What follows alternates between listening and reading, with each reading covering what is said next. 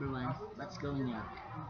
Today we are going to discuss more about proof of validity and the other side, the different solution of sets.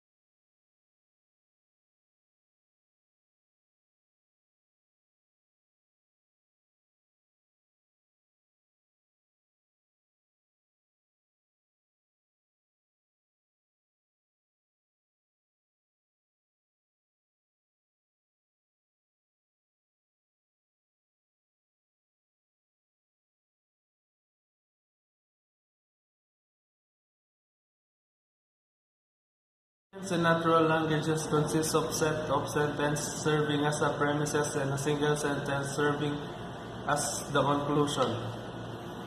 A natural language agreement is valid if and if only it is possible for all the premises to be true and the conclusion false. Validity of natural language agreements can be evaluated by transcribing them into predicate logic and applying the semantic to the transcribed arguments. Step 1. Write down the symbolic logic argument underlying each instantation of the given predicate logic argument. Consider the example given in section 1 at the instance when x equals to c. We then have PC proper superset RC negation RC QC. Therefore, QC negation PC, the symbolic logic argument underlying this one would be P proper superset R negation R Q. Therefore, Q negation P. Step 2. Good day! For this video, we will tackle proofs and theorems, discussing the fundamentals and hopefully reach understanding. First, we would define on how the two are related to each other. A conjecture becomes a theorem after it is formally proven to be true. A theorem may be stated as a qualification of a conditional statement. A proof is a valid argument that establishes the truth of a theorem. The statements used in a proof include axioms, which are statements we assume to be true, premises of the theorem, previous proven theorems, and lemmas, rules of inference, definitions. All terms used in a proof must be defined. Now that everything is clear, let us start having some types of examples of proofs. A direct proof shows that a conditional statement P is to Q is true. In this example, replace A by arbitrary positive integers x. X is arbitrarily chosen from the universe of positive integers, may present positive integer. This is an example of universal instantiation of x.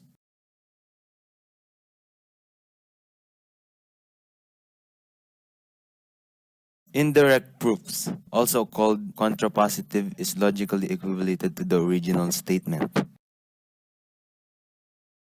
Our example is AB is a congruent to AD and BC is not congruent to DC.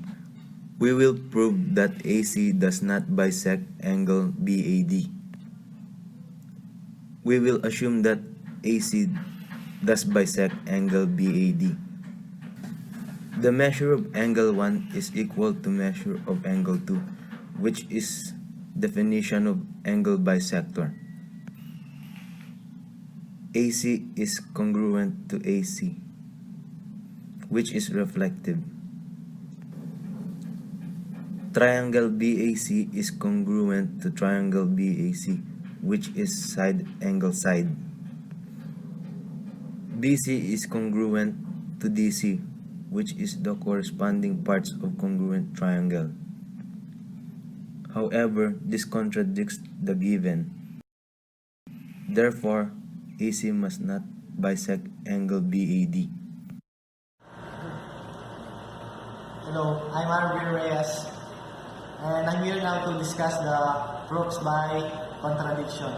This is an sample of proof by contradiction to prove a statement P is true. We begin by assuming P false and show that this leads to A contradiction, something that always false. Many of the elements we prove have the P implies Q, which when negated as that form P implies Q, often proved by contradiction as the form.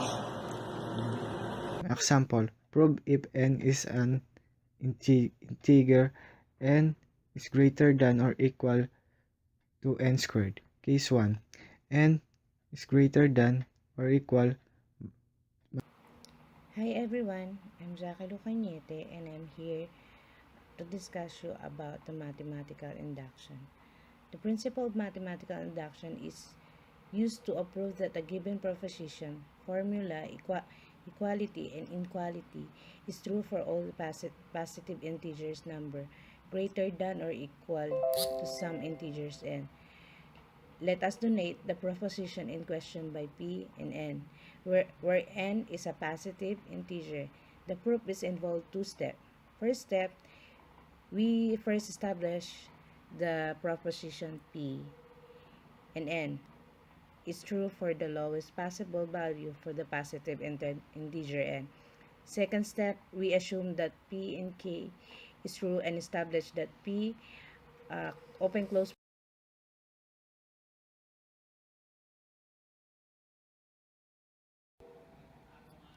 use mathematical induction to prove that 1 plus 2 plus 3 equals plus n equals 1 times n plus 1 divided 2 for all positive integers n. Solution to the problem. Let the statement P and N be true. Step 1, we first show that P is 1 is true. Left side equals to 1 and right side equals 1 times 1 plus 1 divided 2 is equals to 1. Both sides of the statement are equal. Hence, P1 is true. Step 2, we now assume that PK is true and show that PK plus 1 is true by adding K plus 1 to both sides of the above statement. The last statement may be written as which the statement PK plus 1. Problem number 2. Prove that 1 square root to 2 plus 2 square root to 2 plus 3 square root to 2 plus n square root to 2 equals n times n plus 1 times 2n plus 1 is divided by 6 for all positive integers n. Solution to the problem 2. Statement P and N is defined by 2 squared by 2 plus 2 squared 2, 3 squared 2 plus n squared 2 equals to n times n plus 1, 2n plus 1 divide 2. We first showed that P is 1 is true. Left side is 1 square root to 2 equals 1. Right side is plus times 1 plus 1 and times 2 plus 1 equals by to 6 equals 1. Both sides of this statement are equal. Hence, P is 1 is true. Step 2, we now assume that PK is true and show that PK plus 1 is true by adding to both sides of the above statement. Set common denominator and factor K plus 1 on the right side. Expand K, 2K plus 1 plus 6 times K plus 1. Now factor 2K plus 7K plus 6. We have started from the statement PK and have shown that which statement is P plus K plus 1. Now, let's go to the problem number 3. Use mathematical induction to prove that 1 square root to 3 plus 2 square root to 3 plus 3 square root to 3 plus that plus n square root to 3 equals n square root to 2 times n plus 1 divide square root to 2 divide 4 for all positive integers n. Statement P and N is defined by 1 square root to 3, 2 square root to 3 plus n square root to 3 equals n square root to 2 times n plus 1 square root to 2 divide 4. Step 1. We first show that P is 1 is true. Left side equals 1 square root to 3 equals 1. Right side is 1 square root to 2 times 1 plus 1 square root to 2 divide 4 is equals to 1. Hence, P is 1 is true. Step 2, we now at P, K is true.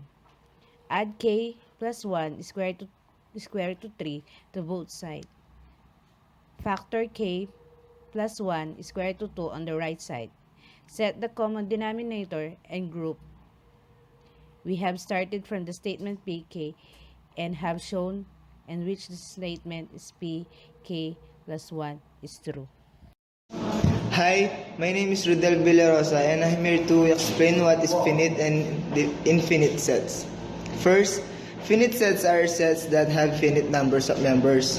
If elements of finite sets are listed one after another, the process will eventually run out of elements to list. Example,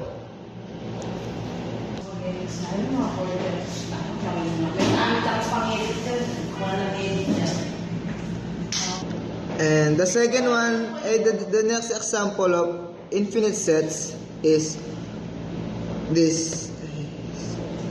It's not possible to explicitly list out of elements of infinite sets. For example,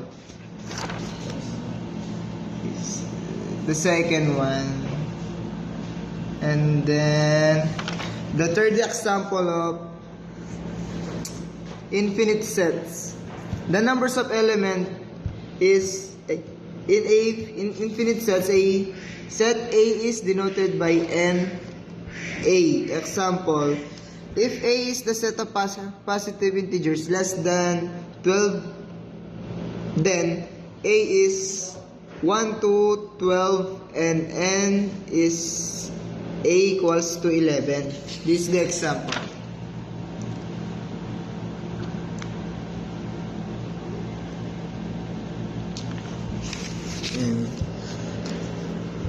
Thank you for watching. So, ang topic ko ngayon ay set of equality. So, mag-start tayo sa equal sets. Ang equal sets ay, kunwari, ang A tsaka B, parehas sila ng element. Parehas na parehas. Equal sets ang tawag sa kanila nun. Yun lang, ganun lang kadali ang equal sets ng set of equality. Basta makikita mo parehas lang sila ng elements, ngayari ang A tsaka B, parehas na parehas sila ng elements, equal set sila nun. Basta parehas lang talaga sila. So, dito naman tayo sa equivalent sets ng sets of equality. Kung kanina yung equal sets tayo, equal sets parehas na parehas.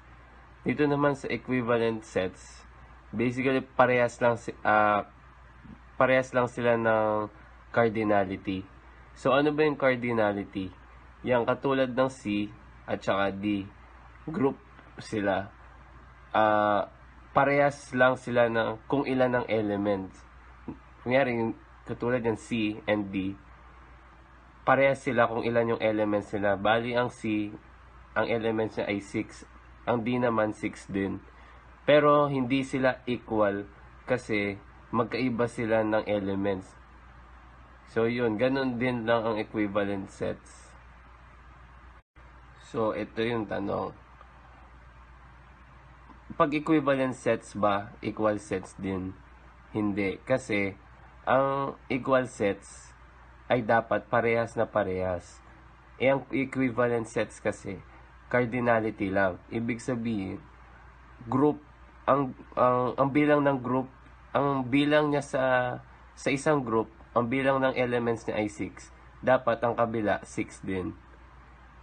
So, yun, dapat ganun kasi ang equivalent sets. So, ang kailangan kasi para maging equal sets ay parehas na parehas yung laman ng groups. So, ayan, katulad ng example sa baba. Ganyan lang din. Yung X may P, Q, R. Tapos yung Y, 1, 2, 3. Mapapansin nyo yung X na letters, yung Y numbers. Equivalence lang siya, pero parehas sila ng cardinality. Yung E naman, tsaka yung F, letters sila parehas, tapos parehas pa ng cardinality. Equal and equivalent set silang parehas. So, yun. Ganun lang. Kasimple ang set of equality. So, ito, papakita ko yung may isa akong example na isa ng equal sets dito. So, yan. Katulad yan. Parang ginaya ko lang din yung PowerPoint na pinakita ko sa inyo kanina. A at saka B. Ayan, parehas lang sila ng elements. 2, 3, 4, 5, 7, 10. Sa baba naman, sa B, 2, 3, ganun din, 2, 3, 4, 5, 7, 10. Equal set sila niyan. Parehas na parehas ang elements nila. Hi guys, I'm MJ Dere. Let's talk about set operation. Set operations include set unit, set intersection, set difference, complemental set, and Cartesian product.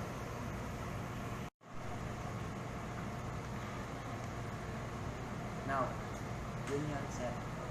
The union of sets A and B, denoted A union B, is the set of elements which are in A in B or in both A and B. Example of set union.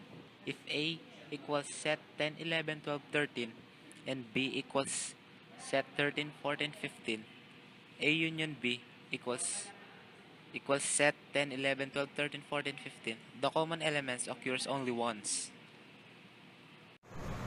Now, the set intersection. The set intersection of a set A and B, denoted by A intersect B, is the set of elements which are in both A and B. Example of set intersection.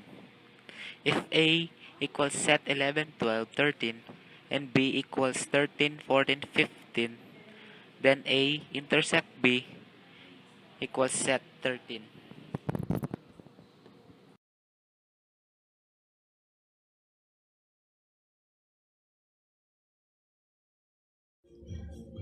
Hello everyone, I'm RGT Gunanan and I'm going to present to you is the power set. What is power sets? The power set is set of all of subsets of a particular sets. So I show you the example of power sets. Example of power sets. So first one is the set of A equal followed by 1, 2, 3. After that, the power sets of A donated P of A. So P donated by set A equal to the sets contain every subset of A. So can you open the sets? Put in a sets of every subset of A. Example. Open the sets. So first is the empty sets, followed by 1, 2,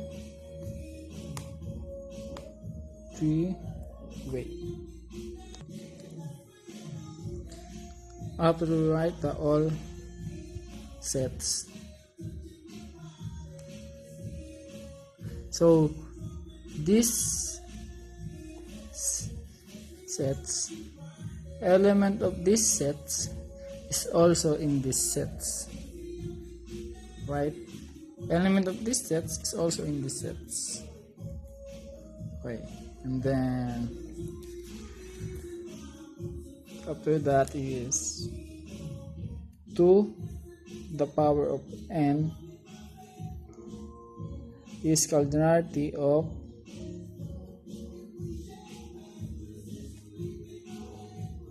the sets of A.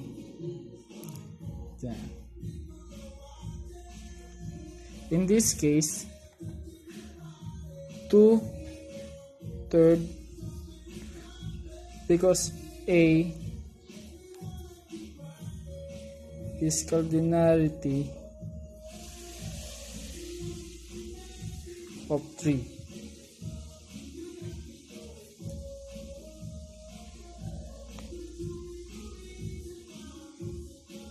So yeah.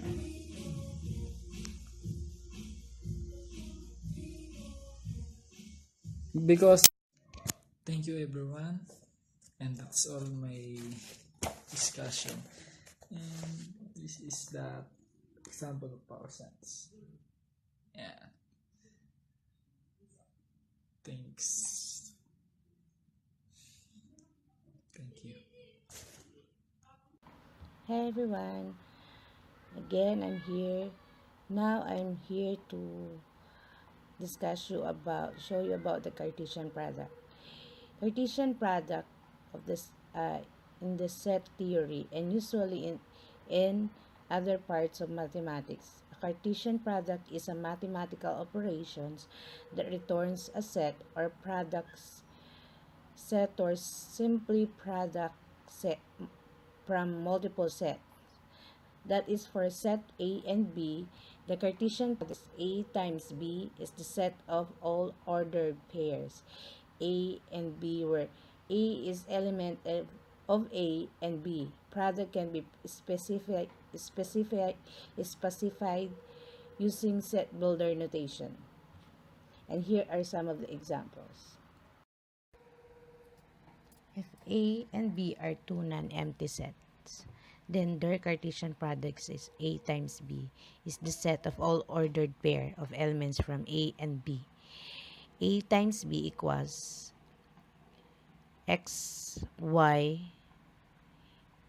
X is element of A and y is element of B.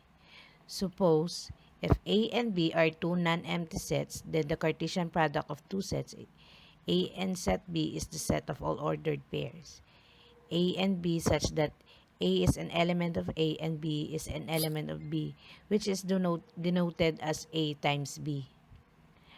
For example, if A equals 7 and 8 and B equals 2, 4, 6, find A times B. So, the six ordered pairs thus form can represent the position of points in a plane if A and B are subset of a set of real numbers. So, if A times B equals Px, Py, Qx, Qy, and find A and B.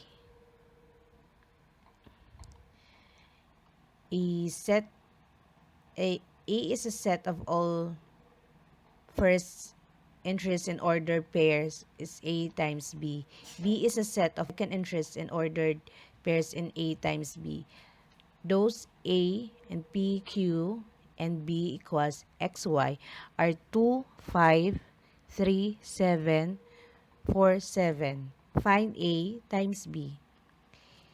If A and B are two sets, and A times B consists of 6 elements, if 3 elements of A times B, since 2, 5, 3, 7, and 4, 7 are element of A times B, so we can say that 2, 3, 4 are the elements of A, and 5, 7 are the elements of B. So A is 2, 3, 4, and B is 5 and 7. Now A times B equals 2, 5, 2, 7, 3, 5, 3, 7, 4, 5, 4, 7. Those A times B contain 6 ordered pairs. Number 4, if A equals 5 and B equals 2, 3, then find I, A, X, B, I, B, X, A, I, A times A. The solution is A times B equals 1, 3, 5 times 2, 3 equals 1, 2, 1, 3, 3, 2, 3, 3, 5, 2, 5, 3.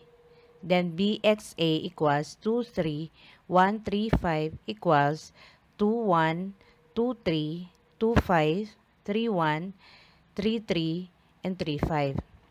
Then solution A times A equals 1, 3, 5 times 1, 3, 5 equals 1, 1, 1, 3, 1, 5, 3, 1, 3, 3, 3, 5, 5, 1, 5, 3, and 5, 5. So the solution of B times B equals 2, 3 times 2, 3 equals 2, 2, 2, 3, 3, 2, 3, 3. And that's the Cartesian product. Note, if ever A or B are null set, then A times B will also be an empty set. If A equals to null set or B equals, then A times B is empty set. Thank you.